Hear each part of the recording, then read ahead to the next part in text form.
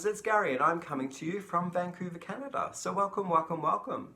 Today is Friday, April the 17th, 2020, and this is video number 48. You may hear some life noises outside of the building, some power washing construction. It's quite a comforting feeling knowing that the world is waking up from its long hibernation with COVID-19 being around. So there is a resemblance of some normalcy going on, people getting back to work, and there is need still to be social distancing and wearing face masks to protect yourself and other people. So, but it's just nice to know that people are getting back to work and finding that there is some sort of like normalcy and order coming back to this sense of chaos.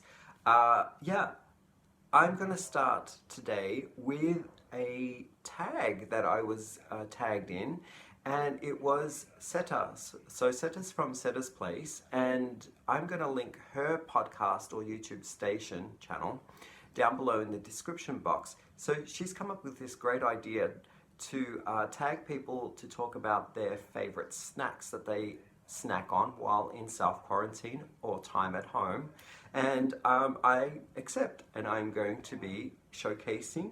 It may seem like a bit of product placement here, but trust me, it's not. I'm not affiliated with any of these brands, and please know ahead of the game that what I'm showing you is just what I stack on in my snack cupboard. So number one is popcorn. Like, who doesn't love popcorn? It's great. A quick 10 minutes will get you the most delicious fresh popcorn. Now, what I put on my popcorn is butter. I love the saltiness of the treat, and to make it extra salty, I put on nutritional yeast. It gives it that cheesy kind of like salty flavor that I love. Excuse me. And so I guess all of my treats that I'm going to talk about today are all of the salty variety. So I guess I'm more salty than sweet. And kind of funny. The second one is peanuts. So I don't mind peanuts when you buy them in the cans already pre-shelled and flavored, whatever, spiced, sprinkled on the top. But my favorite one is the product from Indonesia, and my London Drugs, which is I guess a pharmacy slash convenience store, sells the variety that I like a lot. And this reminds me a little bit of growing up at home with my father, who was originally from China.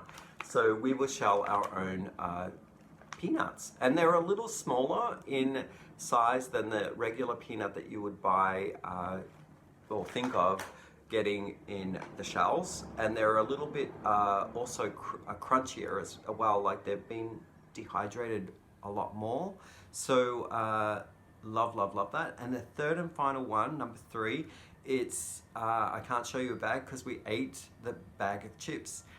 So just regular chips, the original, no flavor, lightly salted, it's great. Love chips. So yeah, I know that they have lots of flavors out there like ketchup and barbecue and salt and vinegar, but no, I'll bypass all of that fancy stuff and just go to the regular original potato chip.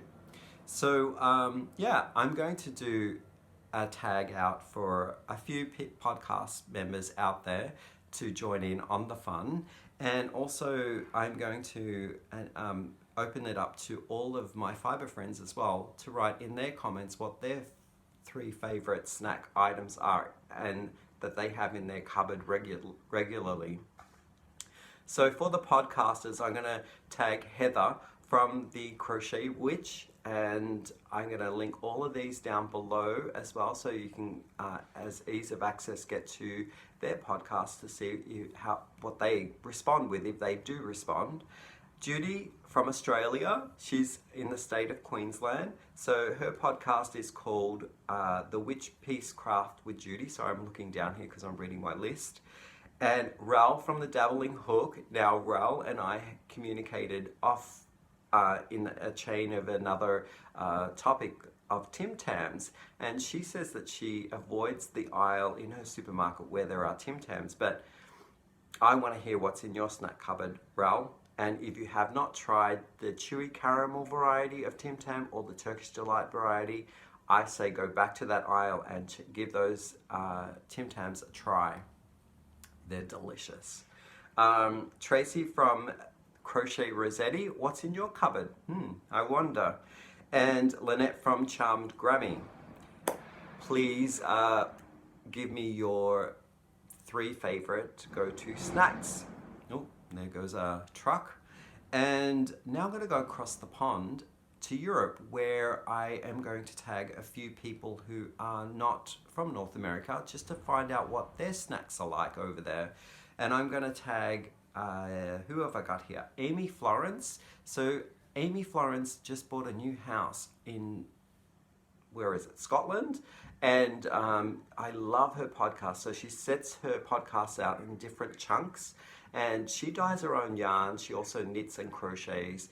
And I love her story about Not My Cat is a cat that comes around, and it's like the neighbor's cat, and kind of like has found a new home with Amy. Well, on part-time basis, because the cat does go back home. So Amy, what's in your cupboard? Kyle from Kyle Crochet, I want to know what's in your cupboard. He's from the UK as well and has a crochet channel here on the YouTube.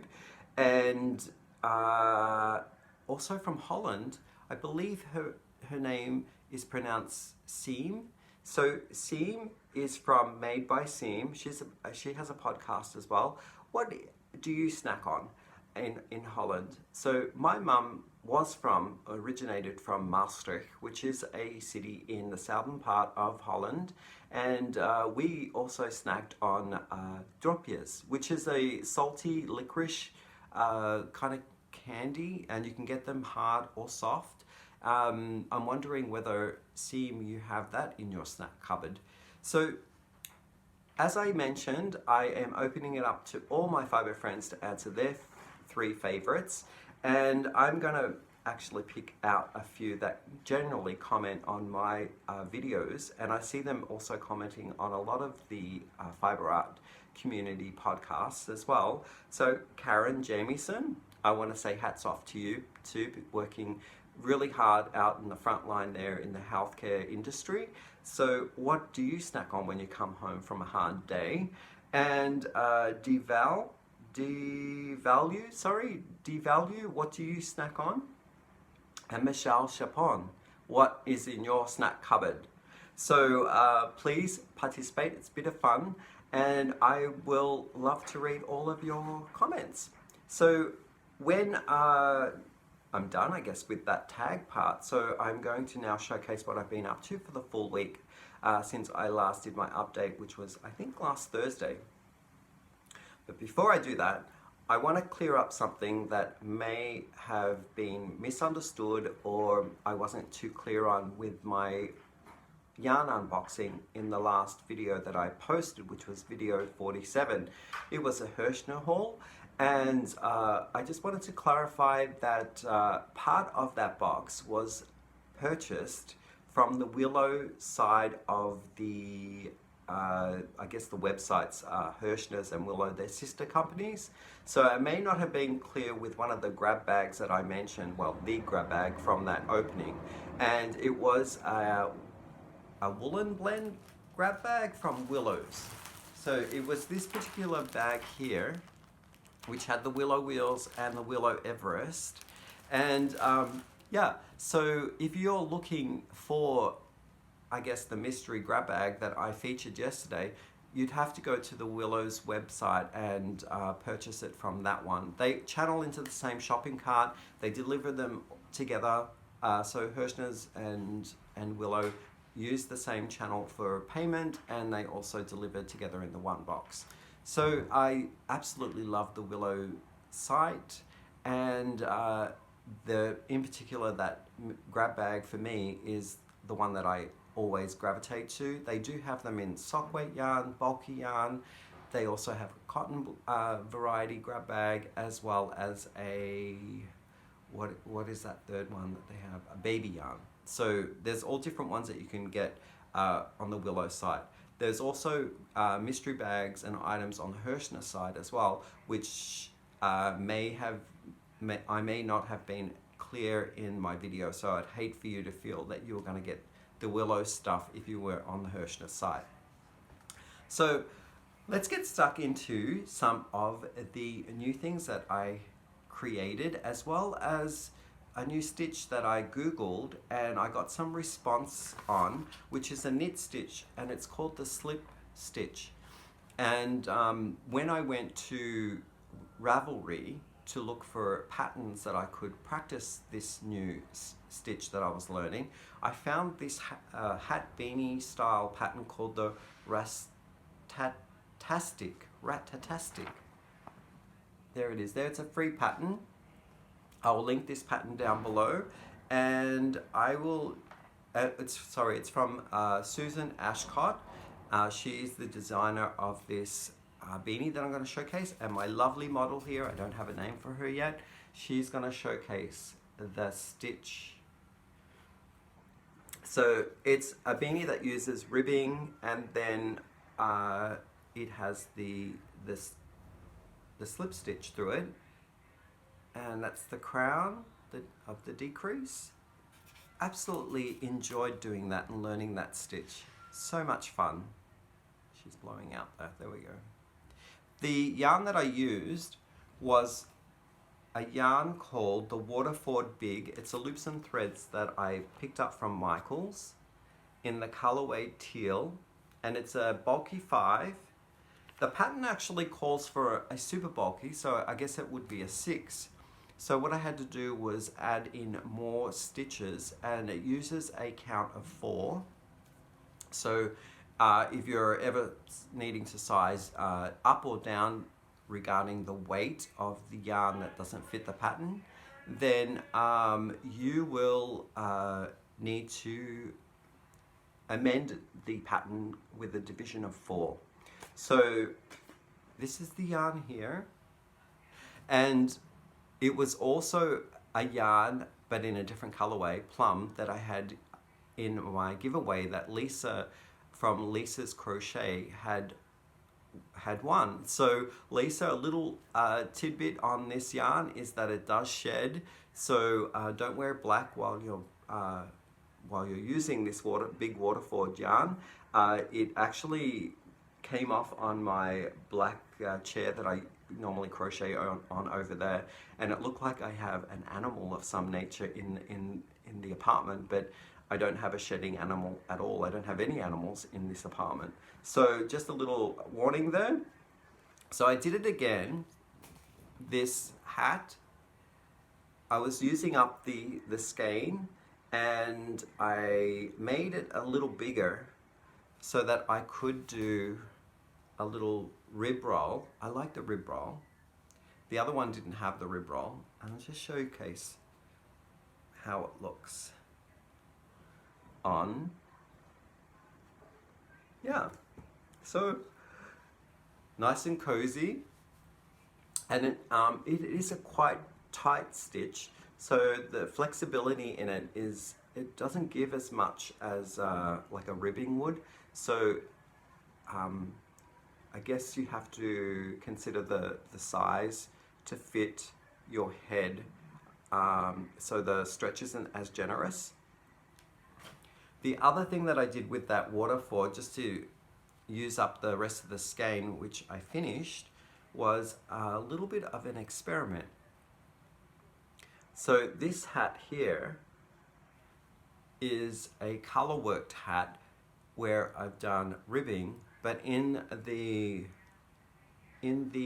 I guess it's the pearl stitch, I switched out the color and I slipped in the pastel-y color here in between the teal.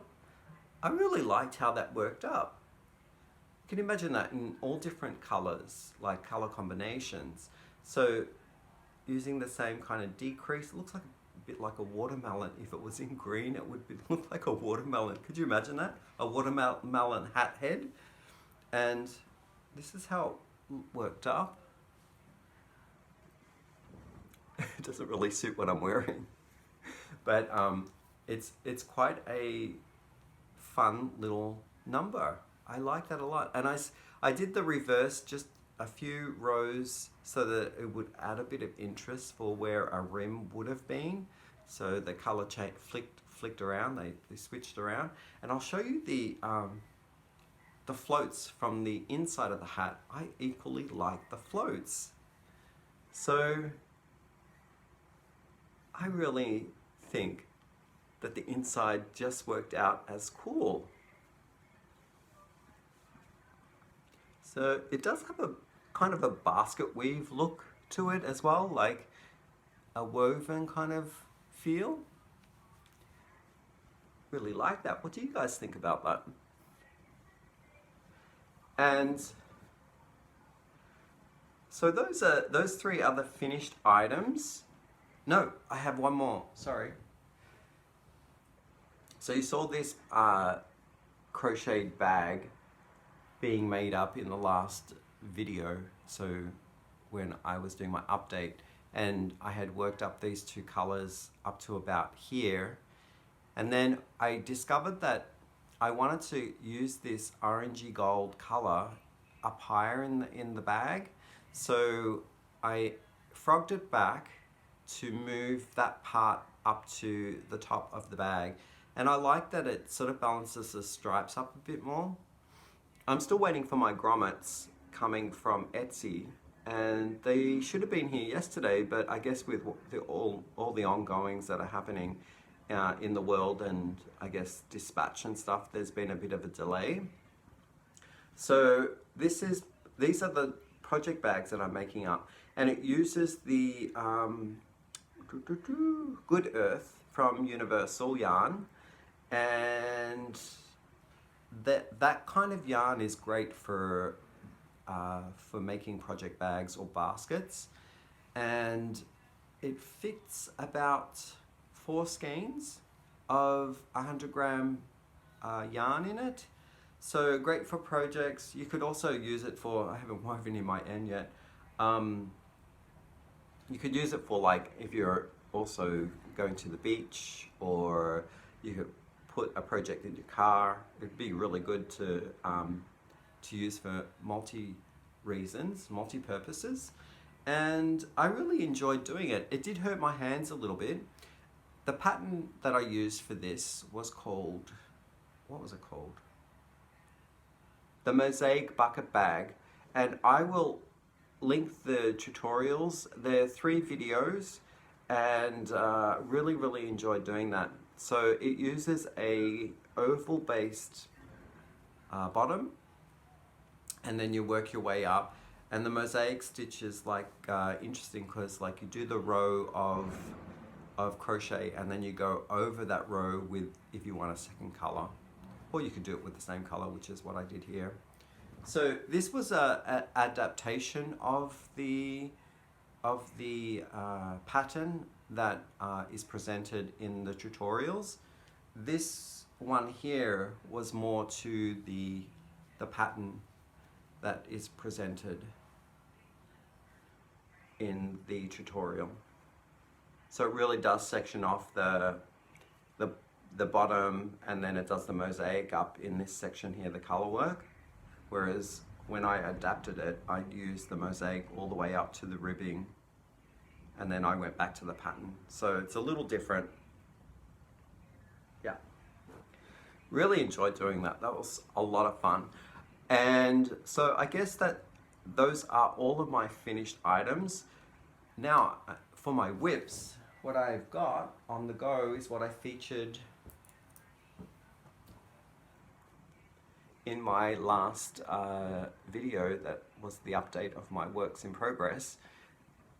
I had maybe gotten up to the first, maybe the mustardy and grey area of this blanket, and I have done another 7 or 8 stripes.